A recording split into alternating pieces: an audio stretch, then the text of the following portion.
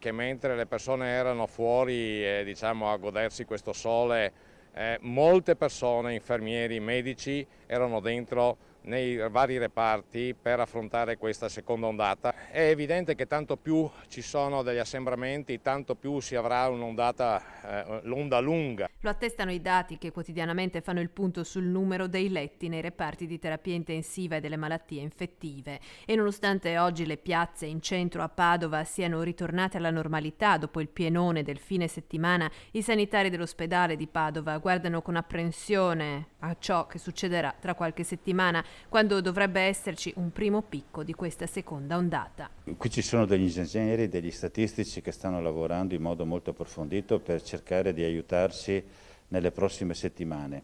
L'impressione che ho io è che bisognerà capire a che plateau ci fermiamo, dato che non siamo in lockdown di quello che abbiamo vissuto, nelle esperienze che abbiamo vissuto, e bisogna capire fino a che punto i cui servizi dovranno supportare la diffusione del virus e quindi le patologie che emergeranno. Perché vedete, il messaggio anche da dire è che per ogni persona affetta da Covid che entra dentro le strutture sanitarie ci sarà un paziente che ha magari una crisi ipertensiva che entrerà meno, un paziente che avrà un problema cardiologico che entrerà meno, un paziente che avrà una colica che sarà trattato peggio e così via, anche se devo dire questa struttura sanitaria ha mantenuto una performance così elevata anche per tutti gli altri pazienti, ma fino a quando?